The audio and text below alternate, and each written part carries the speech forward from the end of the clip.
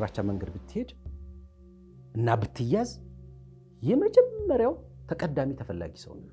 ለምን አንተ የነበርክበት ሚዲያ ጨምሮ ለሁሉም ሚዲያዎች እንልካለን። እናት ፓርቲ ወይ ትብብር ለኢትዮጵያ ምናምን እንዲነሳም አይፈልጉም። ስሙም የመስጊዶችን ምናምን ያነሱታል እንጂ ጫን ብላችሁ መግለጫ የምትሰጡትና ከረር ያለ ቶኑ ራሱ የሚጨምረው የዚህ የቤተ ክርስቲያንና የአባቶች አካባቢና እሱንም ነው ቀደም ሲል ያነሳውሉትና ከበስተጀርባቸው ቤተ ክርስቲያን የኦርቶዶክስ ተዋሕዶ አለ ለሚሉ ሰዎች የሆነ ሰው እያሽከረከረ ስም ያለው ሰው እያሽከረከረ ሰዎች ገጨ። በቅርብ ጊዜ አንዲት ልጅ እንዲሁ ተገደለች ኦር ሞተች ተባለ። መጨረሻውን የፍትህ መጨረሻውን ሳናቀው በዛ የተጠረጠረው ሰው ተለቀቀ።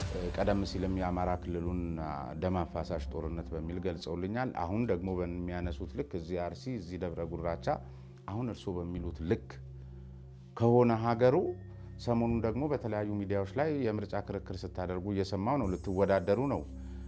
በየትኛው ሜዳ ላይ ልትወዳደሩ ነው? ታዲያ ግምገማችሁ የሀገሪቷ ይሄ ከሆነ መከላከያ የሚግደል ፋኖ ይግደል ኦር ቲዲኤፍ የኔ ጉዳይ ሰውነት ነው።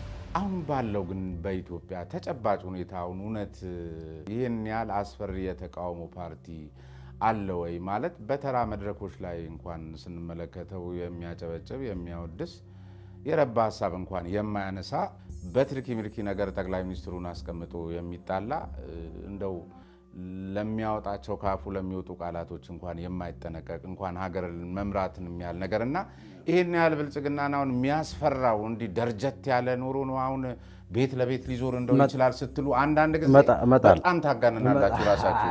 የጠቅላይ ሚኒስትር አብይ መንግስት ከመጣ ወደዚህ በተለይ በርካታ ክርስቲያኖች በተለያየ ቦታ ይገደላሉ።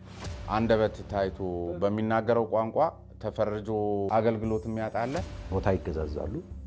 ስም ሲቀያየር አይ ዝም ብሎ የሚያልቅ አይደለም ይሄ 1 ሚሊዮን አምጣ ይለዋል። አንዴ ረባክህ እንደዚህ ተብዬ 1 ሚሊዮን ተጠየቅኩ ይለዋል ጓደኛው። ማን ነው እንደዚህ ቆይንት ላይ ደውልለታል ብሎ ያኛው ደወለለት። በሚገባው አናገረው 500 ተቀነሰለት። የምትናገረው ቋንቋ ቢያንስ 500 ሺህ ያስቀንሳል። 500 ሺህ የሚያስቀንሰውን ቋንቋ የሚናገሩ ወጣቶች ቤታችንን መሬታችን ተነጠቅን ብለው ደጅ እየጠበቁኝ ነው። እና አሁን አንድ ወጣት ልጅ አንድ የሆነ ኮንሴፕት ይዞ መጣ። አይደለም ኮንሴፕት ይባላል አቅም ለዝናይም መሰገጥ በእንትን ምናምን አለ።